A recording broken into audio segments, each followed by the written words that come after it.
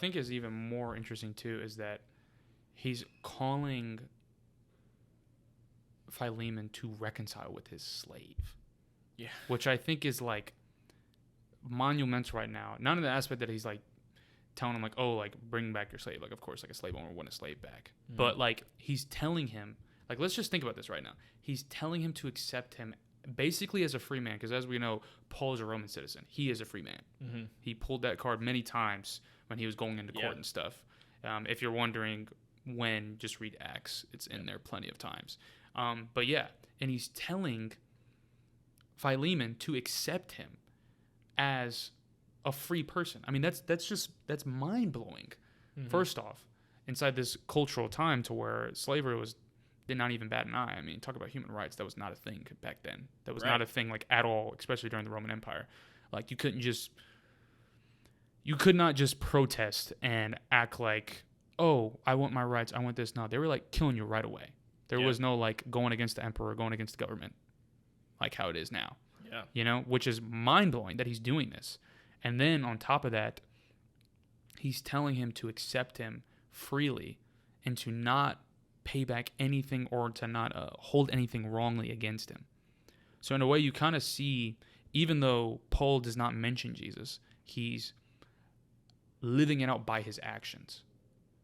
And I think what's even more important too, that this kind of like reminds me of is the aspect of like a reconciliation.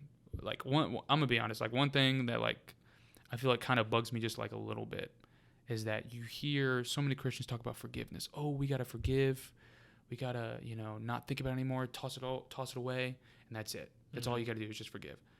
But what we miss out so much is that it's not just forgiveness. We're supposed to reconcile as well, and we see that multiple times, especially like with this. Paul could have easily said, hey, just forgive him. Let him go. Let him do his own thing. He's fine. Yeah. But instead, he not only says forgive him and not pay any debt to him, but then he goes on to say to reconcile this relationship, to make sure it's done well, to make sure it's done right, which is mind-blowing. And then in verse 11, once he was useless to you, but now he is useful, both to you and to me. Which is even more fascinating because now I think what he's kind of referring to right there, by the way, he's also like playing a little, he's playing on words right now because onesimus in the Greek means useful, something useful. So Onesimus being a slave, he's useful. Mm-hmm. But he kind of like played that a little bit because he was like, no, he was useless because of the way you were treating him, because of the way he was done in the old world. But now he's useful because now his works are impacting eternity in a sense, which is mind-blowing. And I think that right there is the power of reconciliation. Is when you forgive, you're getting rid of the debt. Or not necessarily getting rid of it, but you're actually saying, I'm not going to allow this to dictate or affect how I love you. Right. Does that make sense? And then the reconciliation part is, I would say, you allowing the Holy Spirit to recreate the destruction that was done through the sin. In a sense, like to wash away what was going on and to fix it and to allow it to flourish and have great experiences after that. Does that make sense? And I see that right here. What's your thoughts on like all that necessarily? Yeah, I mean, no, I think you hit it with like he is useful now because he's impacting eternity.